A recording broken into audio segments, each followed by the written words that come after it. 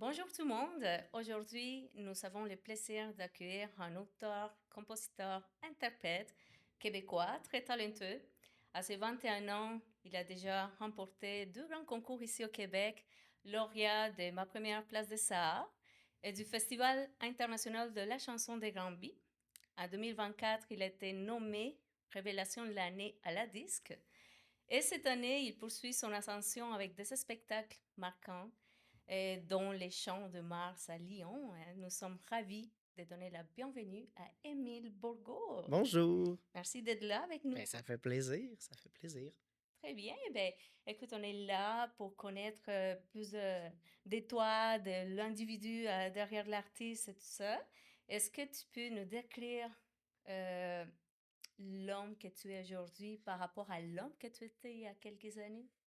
Je pense que j'ai bénéficié d'énormément de coups de pouce dans cette courte là, ascension dans le milieu musical québécois. Je me, je me, je me remets en fait il y a même juste 3 ans, puis mes connaissances du milieu, mes connaissances des gens, mes connaissances de tout ça, puis même de moi-même étaient tellement minimes si je compare à aujourd'hui. J'ai l'impression que le milieu de la musique, c'est aussi un milieu où on a la chance d'avancer vite quand on veut, Mhm. puis qu'on y met le travail, puis les efforts, puis qu'on crée des liens humains avec les gens. Je pense que surtout au Québec, en fait, puis... Ouais. fait que je pense que ça m'a... de dire que ça m'a transformé, je pense que c'est pas... je veux dire, c'est ça, finalement, parce que je pense que j'ai évolué énormément comme personne à travers toutes ces expériences-là professionnelles, puis qui finalement en musique sont jamais vraiment totalement Mhm. professionnelles parce qu'il y a toujours ce contact-là humain, en tout cas au Québec, Ouais. qui est au centre de toute implication, de tout projet, de toute conversation Mhm. sur le milieu puis sur le professionnel. Fait que je suis très reconnaissant de tout ça. Puis j'ai l'impression d'évoluer en fait en même temps que l'artiste qui monte tranquillement puis qui apprend. J'ai l'impression d'évoluer comme personne aussi. C'est très amusant. Ouais. Très beau. Est-ce que, qu'est-ce que te passionne dans ta vie quotidienne, au-delà de la musique? Ah ben, beaucoup de Oui. choses. Ouais. Je dirais que je suis pas quelqu'un de très proactif de OK. nature. Fait que mes passions sont sont pas publiques ou tu sais j'adore le sport. OK. Je suis un immense fan Quel genre de de sport? hockey OK. en particulier. Tu sais, que je pense que je suis pas le seul, mais je trouve ça intéressant d'en parler. Justement, j'en parle plus récemment de cette passion-là parce que ça occupe ma tête énormément. Mhm. Puis ça change mes humeurs. Ça aide. Ben oui, ça Ouais. aide, mais je pense que c'est important aussi de dire que heu, j'ai l'impression des fois que dans le milieu de la musique, c'est la musique ou rien, puis qu'il y a rien d'autre qui est vraiment compatible avec le fait d'être un artiste, d'écrire des chansons, d'aller au fond des choses, d'aller au fond de soi. Mais c'est sain, d'entretenir, d'autres passions, je trouve, et le sport, les statistiques, ça en fait partie. Sinon, je suis très grand, amateur de télé québécoise. OK. J'adore regarder des séries, des films Quelle est ta québécois. meilleure série québécoise? Je veux savoir. Ben là, je suis beaucoup dans Stat puis dans ce qui se passe à la télé en ce Ouais. moment, mais je te dirais, nouvelle adresse à Radio-Canada, c'est OK. aux alentours de 2014-15. Fait que j'étais comme jeune ado quand c'est sorti, mais j'écoutais ça avec ma mère, c'est un très bon souvenir. Mais tout ce qui entoure finalement la culture, je trouve que le sport, c'est culturel aussi, c'est Oui. un objet culturel. Ça peut permettre de définir aussi des nations, des Mhm. groupes d'individus. Puis tout ce qui est statistique, géographie, tu sais, là, je reviens d'Europe, puis mon guitariste était tanné que je sois sur Google Maps parce que je suis tout le temps en train de chercher. Ah, la ville dans laquelle on vient de passer, il y a combien de gens qui habitent ici? C'est quoi le OK. nom de la montagne? C'est quoi? Puis j'ai une mémoire de poisson rouge. Fait que Mhm. je suis comme tout le temps en train de regarder pour apprendre. C'est une Tu sais, curiosité très développée. j'ai une curiosité, je pense, naturelle pour ces choses-là, pour les enjeux qui, justement, touchent au territoire, à l'humain, aux coutumes, aux Mhm. valeurs, aux cultures. Je suis extrêmement curieux par rapport à tout ça. Puis je pense que c'est zéro incompatible avec le fait Mhm. de plonger au fond de soi, d'écrire des textes, de faire de la musique, tu sais. C'était quand même très versatile, polyvalent, on dirait. J'essaie, mais je trouve ça important parce que Oui. après ça, l'artiste qu'on est, il est pas défini par les chansons qu'on fait ou Mhm. l'œuvre qu'on crée.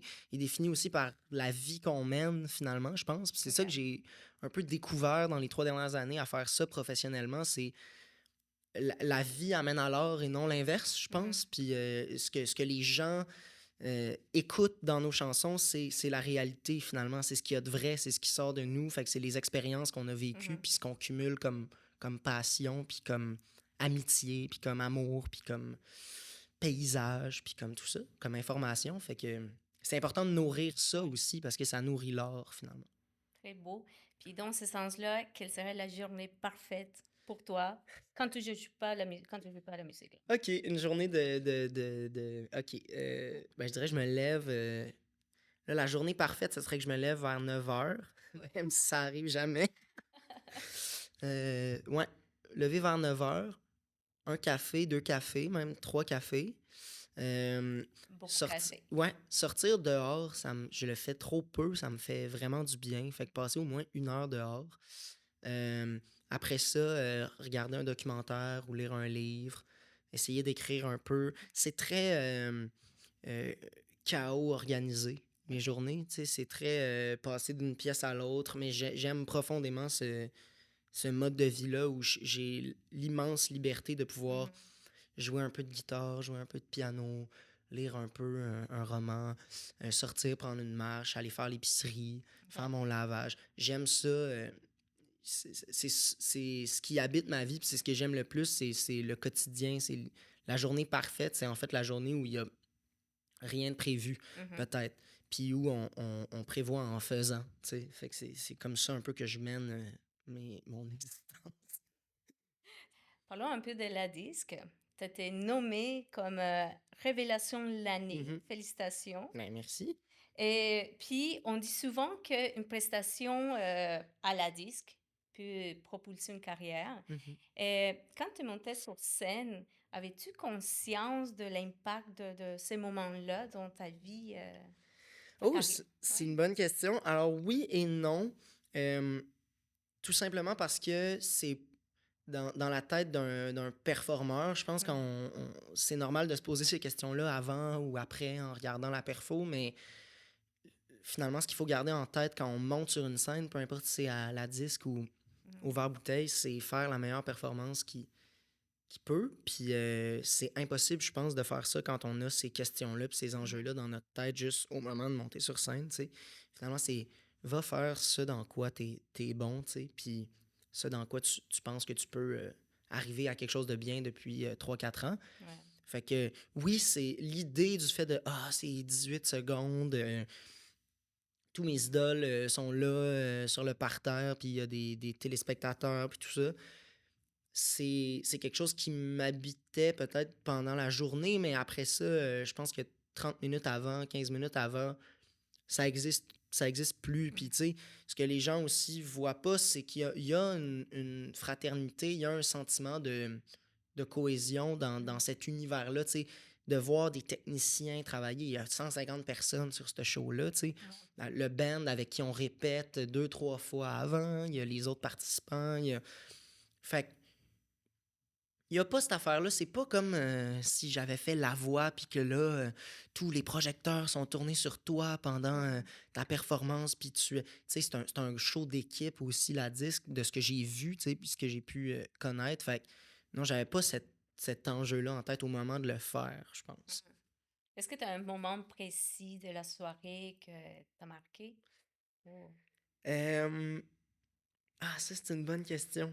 Euh, Si je suis honnête, il y a, il y a pas. Il n'y a rien qui m'a surpris. Mhm. Euh, on dirait que de l'extérieur, ça a tellement l'air énorme, la disque. Puis moi, comme fan aussi de musique québécoise, ça fait longtemps que je regarde la disque. Je connaissais les monologues de Louis-José Hood par cœur. Mhm. Je veux dire, il y a tout cet univers-là qui est un peu paillette. Puis, mais de l'intérieur, c'est somme toute extrêmement humain. Fait qu'on dirait qu'il n'y a pas de coup d'éclat. Il n'y a pas de moment où j'ai fait waouh, je me sens comme un schtroumpf devant des géants. Tu sais, Mhm. Je pense que c'est tellement important de prendre sa place, en fait, dans ce milieu-là, puis de regarder son interlocuteur, yeux dans les yeux. Puis c'est ce que je pense tout le monde a fait avec moi cette soirée-là. Fait que je te dirais que mon moment, il n'y a pas un moment que je retiens plus que d'autres, mais de jaser à des gens donc, de qui j'apprécie le travail,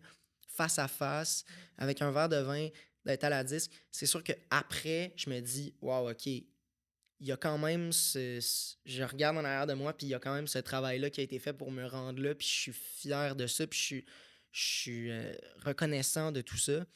Mais ce que je retiens le plus, c'est le contact avec les gens, des gens que j'écoutais quand j'étais ado, puis que là, à qui je parle, puis qu'on peut avoir une conversation comme deux personnes, Ouais. finalement. Puis ça, c'était impressionnant quand j'y repense.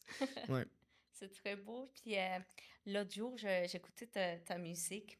Puis j'ai remarqué que euh, depuis ton premier EP, Blue Pal, en 2021, jusqu'à tant mieux que c'est ton premier album en 2024, j'ai remarqué une maturité artistique.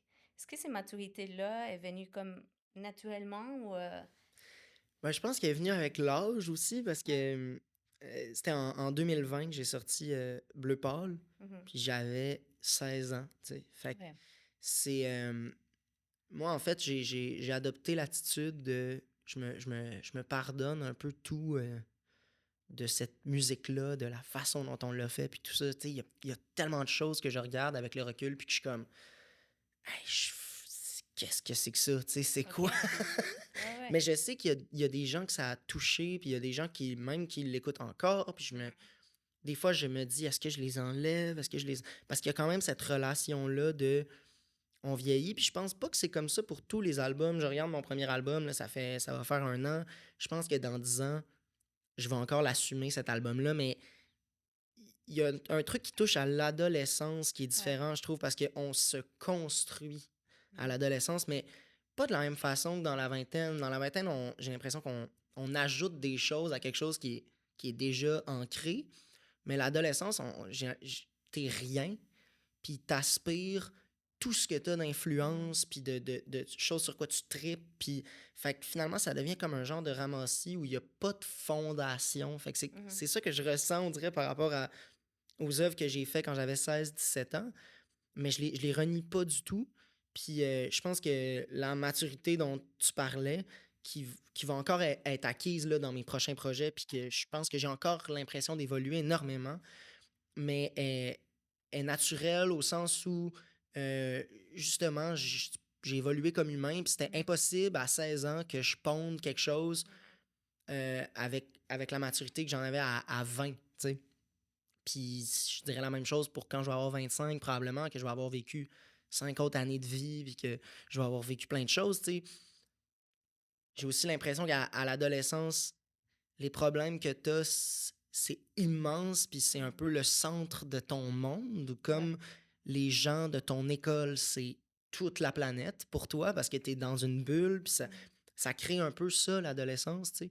Fait que ce rapport à l'adolescence-là, je le sens vraiment dans mes 2 EP qui sont sortis quand j'étais au secondaire, OK. plus que une œuvre aboutie où je sens que j'ai des fondations comme artiste, puis Mhm. fait que, ouais, la maturité, euh, elle est norme. Ben, j'espère qu'elle est naturelle, en fait, parce que j'espère avoir évolué depuis ce temps-là, puis j'espère évoluer encore. Oui, oui, tu vas continuer, puis dans quelques années, tu vas te questionner encore. Mais on apprend toujours jusqu'à la Exactement. fin. Exactement. C'est vrai. J'espère, parce que sinon, Ouais. c'est plate, tu Ouais, sais. ouais, Un ouais. artiste qui arrête d'évoluer, comme un humain qui arrête d'évoluer, c'est plus Absolument. intéressant. Puis, au niveau de tes textes, ils sont introspectifs, Mhm. percutants. Est-ce que tu as une méthode créative ou c'est les chaos créatifs? Euh, Ça, c'est une bonne question. Ben, tu sais, on parlait de maturité puis Mhm. d'évolution. Une méthode, ça évolue aussi. Je Ouais. pense qu'il n'y a aucun artiste qui peut dire précisément que chaque chanson qu'il écrit, c'est comme ça, puis c'est voici les étapes, tu sais. C'est la beauté de la création, c'est que notre métier il évolue, puis il est jamais pareil. Puis écrire une tune sur une plage en Gaspésie, ça ne donnera pas la même chose. Ce ne sera pas la même méthode que si je l'écris chez moi dans mon atelier Mhm. à ma table, tu sais. Fait que je, je pense qu'il n'y a pas de baguette magique, il n'y a pas de méthode. Tu sais, souvent la question de les paroles ou la musique avant, euh, un peu des deux, des fois juste un texte, souvent une mélodie, puis une phrase, puis on part de là. Ce qui est récurrent, par contre, c'est euh, quand même pour moi la rapidité avec laquelle, quand je sais qu'il y a quelque chose à sortir, je sens d'avance que ça va être quelque chose qui va donner une chanson que je vais aimer. Ça s'explique pas vraiment. Il y a des jours où je peux travailler 3 heures sur des trucs que je me dis, OK, ça va être des pièces de puzzle, puis je vais pouvoir les ajouter à des trucs, mais il n'y a rien de vraiment vrai qui sort de ça. Mais quand je sais, tu sais, hier soir, j'ai écrit une tune, je savais avant même d'écrire la première phrase que ça allait me faire du bien. J'allais sortir quelque chose que j'avais besoin d'écrire. Fait qu'il y a ce truc-là, c'est un peu fascinant, la création pour ça, tu sais. C'est, on sait pas quand ça va donner quelque chose, quand ça va pas donner, c'est quoi les conditions, mais c'est quelque chose que j'essaie d'étudier plus pour éventuellement la raffiner, cette méthode-là, puis réussir à ce qu'il n'y a pas de travail qui soit fait dans le vide, tu sais. Fait que j'essaie d'étudier un peu, OK, c'est quoi les conditions dans lesquelles j'écris les meilleures tunes, c'est quoi les conditions dans lesquelles je suis inspiré, puis j'essaie de me mettre le plus souvent dans ces conditions-là. Mais encore une fois, il n'y a pas de méthode Est-ce que tu précise. te considères un peu perfectionniste dans ton travail? Euh, Bizarrement, il y a comme deux aspects qui entrent en collision. Je suis extrêmement perfectionniste, mais je suis aussi d'une paresse naturelle assez redoutable euh, dans ma vie de tous les jours. Et c'est un vrai combat parce que puis je sais pas s'il y a des gens qui sont comme moi, probablement. Je te comprends. Tu sais, quand ton réflexe naturel, c'est de faire oh, tente pas, ou de faire ah, ben c'est pas grave, on va faire avec, Mhm. c'est de se ramener finalement à c'est quoi le résultat. Moi, j'étais un gars de résultat. Si Mhm. je travaille sur quelque chose, j'ai besoin d'entrevoir ça va être quoi le résultat. Quand je fais un album, j'ai besoin de voir, de savoir, de comprendre comment ça va sonner pour travailler. À partir de ce moment-là, quand je comprends c'est quoi mon objectif, quand je comprends c'est quoi mon résultat, puis ce que je veux, je peux être extrêmement picky, extrêmement Mhm. perfectionniste, travailler, retravailler, retravailler. Puis s'il n'y a pas un minimum de cadre ou de colonne au projet sur lequel je travaille, ça peut durer des années à rien faire parce que j'ai pas de. Je suis pas sur une lancée finalement. Ouais. Fait qu'il y a un peu ces deux parties de moi qui Mhm. s'entrechoquent. Puis d'ailleurs, c'est quelque chose qui m'inspire aussi, ce sentiment-là interne de vouloir beaucoup arriver à quelque chose de fini, Mhm. mais des fois pas vouloir mettre les efforts étape par étape pour y Mhm. arriver parce que tout est tout le temps une question d'étapes. Tu peux pas brûler des étapes, même en création, tu sais. Fait que je pense que dans le travail, je suis perfectionniste. Pour me rendre au travail, c'est un effort immense pour moi, des fois, de juste me mettre au travail, tu sais. Fait que c'est ça, c'est un peu les deux Ah, aspects. mais correct. Je pense de Ouais, donner le temps de se remettre aussi, puis de prendre des pauses. Ouais. exact. Est-ce qu'il y a une chanson qui représente bien le moment où tu es né aujourd'hui? Une chanson de moi ou une Oui, chanson, oui. une chanson de moi? C'est une bonne question. Euh, ben, quand j'ai sorti l'album, je sortais d'une passe un petit peu difficile, des amours un peu compliqués, puis tout ça, puis c'était, tu sais, je déménageais de chez mes parents, il y avait plein de choses qui s'entrecoupaient, j'avais beaucoup envie de faire et de... Mhm. Puis il y avait ça de l'autre côté, fait que je pense que j'étais dans ma phase plus du début de mon album. Mon album est comme coupé en deux, il y a une partie plus joyeuse, puis il y a une partie plus sombre. Je pense que quand l'album est sorti, j'étais plus dans la partie sombre. Puis là, j'ai l'impression d'être plus dans mon juillet era, genre, qui est comme un peu la tune la plus légère de mon album. Je pense que j'ai franchement besoin de ça. J'ai besoin aussi juste de m'amuser. Quelque chose qu'on oublie souvent de faire, de s'amuser à travers le Mhm. travail. Puis ça, Oui. c'est tellement important, surtout quand on a la chance de faire un métier comme comme on fait, tu sais, puis d'être libre, puis de créer, si on se ramène pas au fun qu'on a de faire ça, puis à la chance qu'on a de faire ça, euh, ça peut devenir, on peut devenir cynique très, très, très rapidement. Parce qu'il y a, il y a de la liberté, mais il y a quand même beaucoup de redondance Mhm. dans le fait de faire des tournées, faire des spectacles. Tu sais, c'est soundcheck, bouffe, show, van. Mais je pense que Juillet, en ce moment, qui est la chanson qu'on fait en troisième sur le setlist dans mon show, euh, elle m'a jamais autant fait du bien OK. quand je la joue ou quand je l'entends à la radio ou whatever. Ça me, ça me ramène un peu à pourquoi je fais ça, puis c'est juste pour avoir du fun, finalement. J'ai écouté cette semaine. Ouais, elle est très belle. Puis maintenant que tu es plus exposé, est-ce que tu sens une pression par rapport à ce que tu dois comme livrer aux gens? Est-ce que tu trouves un équilibre entre ta vision artistique et ce que les gens s'attendent de toi? Alors, c'est une très bonne question parce que euh, je suis comme en train de réaliser que il y a rien qui va être aussi simple que le premier album. Puis Félix Diot, avec qui j'ai travaillé pour la réalisation du Mhm. premier, on était dans le dernier droit. J'ai un petit frisson quand je t'ai dit ça. On était dans le dernier droit de finir l'album. C'était notre avant-dernière journée, je pense, en Mhm. studio.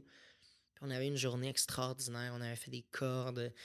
Il y avait vraiment quelque chose qui se passait dans l'air. J'étais avec mes amis, on faisait un album, on avait une sub, c'était formidable. Puis Félix, il m'avait dit, profite de ce moment-là. Il n'y a aucun autre album comme le premier. Tu sais. OK. Puis je le réalise là, en présentement, pour la première fois ces temps-ci. Je me rends compte que tout est plus complexe. Tout est. Tu sais, le premier album, c'est un ramassis de tout ce que tu as écrit dans les 3, 4 premières années où tu écris, Mhm. finalement. Puis tu te poses moins de questions. Il y a moins la question de comment je veux que ça sonne. C'est comme une entrée en matière. Le deuxième album, là, on rentre dans les vraies questions, j'ai l'impression. Mhm. Puis même pour la deuxième tournée, puis pour la tournée qui continue, puis comment faire continuer à faire lever ce projet-là avec les tunes qu'on a, tout devient plus calculé, tout Ouais. devient. Fait on dirait que la pression qui existe est plus. Je me l'impose finalement Mhm. de faire quelque chose de bien avec ce qu'on a construit avec le premier album. Tu sais, de pas. Je veux pas que ça stagne, je veux pas que ça baisse, tu sais, finalement. Mhm. Fait que c'est plus cette pression-là. Puis au quotidien, c'est plus d'être à la hauteur des engagements Mhm. que je prends en faisant des spectacles. Euh, ça prend quand même un certain sérieux. Là. Les gens pensent que c'est sex, drug and rock and roll, là, mais au Québec, tourner dans des salles, il n'y a rien de très glorieux. Là. C'est comme, faut être bon, puis les gens, Ouais. ils veulent que tu leur parles, ils veulent que tu présentes ce qu'il y a de meilleur de toi. Fait que c'est aussi un peu un sport aussi de faire ça puis de te concentrer. Fait que j'ai pas vraiment de pression. L'avenir rapproché Mhm. me stresse toujours un peu, beaucoup plus que là où j'étais dans le processus à mon premier album, où on dirait que tout était formidable et que on essaie des choses, on rentre en studio, on a de l'argent, on a des collaborateurs, des musiciens, on fait des trucs, puis fait que c'était très, je me rends compte à quel point c'était léger de faire OK. cet album-là. Là, c'est aussi le fun, mais c'est plus stressant, puis j'ai l'impression que les choix que je fais vont définir plus de Mhm. choses, tu sais, dans comment les gens me perçoivent, dans comment les gens perçoivent mon art. Fait que Je pense que ça fait partie aussi de ton évolution artistique aussi. totalement, totalement. Ouais. Puis puis finalement, le plus dur, c'est d'assumer ce qu'on veut vraiment, tu sais, c'est d'écouter ce qu'on veut vraiment. Puis ça, souvent, j'ai l'impression que c'est loin. OK. Il y a ce que ta gérante a besoin pour la publicité et tout ça. Il y a ce que tes musiciens auraient envie de jouer. Il y a ce que le public a envie d'entendre ou que toi, Mhm. tu penses qu'il a envie d'entendre parce que souvent, le public, il s'adapte s'il Ouais. t'aime, tu sais. Mais ce que toi, tu veux vraiment, c'est beaucoup plus loin qu'on pense. C'est un effort se rendre à trouver ce qu'on veut vraiment puis ce qu'on a vraiment envie de faire puis de l'assumer. Fait que, justement, pour le deuxième album qui s'enligne pour moi à être quand même assez différent de ce que j'ai Mhm. fait pour le premier, c'est toujours finalement de me ramener à ça, tu sais, puis de me ramener à la petite voix intérieure qui dit non, fais-toi confiance, je pense que c'est bon ce que tu fais, puis c'est ça que tu fais. Essaye pas de faire quelque chose d'autre, c'est ça que tu fais, puis vas-y, puis fonce. Puis de trouver les gens qui croient en ça aussi autour. Ouais. Fait que, ouais. Et justement, comment tu trouves l'équilibre entre ta vie personnelle et ta carrière en ce moment? Euh, Relativement très facile pour la raison suivante, c'est que 90% de mon entourage est dans ce milieu-là ou navigue autour de ce milieu-là. Puis j'imagine que peut-être avec les années qui viennent, ça va peut-être s'égrener un peu. Puis, tu sais, mais en ce moment, tout mon cercle d'amis qui est formidable, j'ai la chance d'avoir beaucoup d'amis. On est tous un peu dans l'art, on est tous un peu ou étudiants, ou, tu sais. Fait qu'il y a ce côté-là un peu très bon enfant de. Finalement, j'ai l'impression que tout le monde fait un peu ce qu'il aime en ce moment dans mon entourage. Fait que la pression de réussir, je l'ai pas.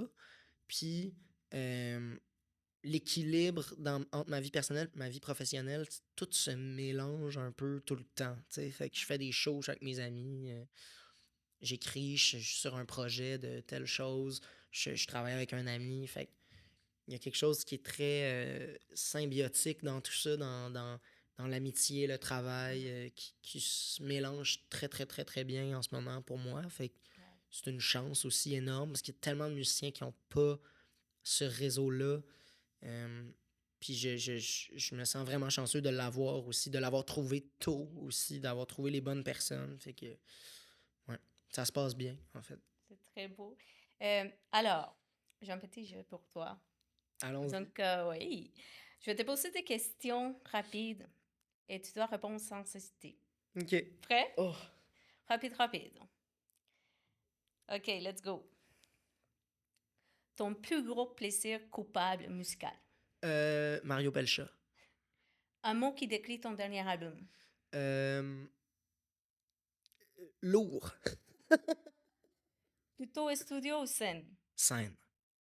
La chanson que tu aurais aimé écrire. Oh mon Dieu. Attends, dis tout sans rien dire, Daniel Bélanger. Un album ou une chanson qui tombe en boucle chez toi en ce moment. Euh, Marc Derry, Atterrissage. Une citation ou un mantra qui te motive. Euh, Je suis nul en citation. I guess que quelqu'un a déjà dit fais de ton mieux. Ça va être ça. C'est bon. Go, go, go. Un artiste avec qui tu rêverais de collaborer. Ah, je veux dire Ariane Moffat. Nice. Une chose que tu fais toujours avant un show. Fumer une cigarette. Vinyle, cassette ou streaming. Vinyle. Good. Le pire conseil qu'on t'a fait, que t'ont donné en musique. Oh mon Dieu. Le pire conseil qu'on a dans la musique, de tout préparer tout le temps, de tout avoir à la lettre, ce que je dis, ce que je fais, ce que je chante, ce que je... Ouais, ce serait ça. Bon. Si tu n'étais pas musicien, tu ferais quoi? Je serais commentateur sportif à la soirée du hockey, à RDS. Un endroit insolite où tu aimerais donner un concert. Dans une grange, mais une vraie grange. Tu sais, que les gens sont assis sur de la paille, avec Oh, le nice. soleil qui rentre dans les craques de planches de bois. J'aimerais ça. Tôt le matin ou tard la nuit pour composer. Tard la nuit. Un instrument que tu aimerais maîtriser. Le saxophone. Ton snack de tournée préféré. Subway. Si ta vie était un film, ce serait quel titre? Oh mon Dieu. Ce serait un titre de film existant ou un titre de film... N'importe Fait. quoi? Je pense que ce serait... Oh mon Dieu. Hey, là, je réponds très lentement, puis là, c'est pas dans le concept. Euh, je pense que je vais dire... euh, hey, j'ai de la misère à trouver cette réponse-là. Ma vie est un titre de film. Euh, Lente et plate, mais pas tout le temps. Je Nice. dirais ça. Une dernière, un mot en québécois que tu aimes particulièrement. Mon Dieu, wow. Mais je suis quelqu'un qui sacre beaucoup. Fait que je dirais tabarnak. Bon, Ouais.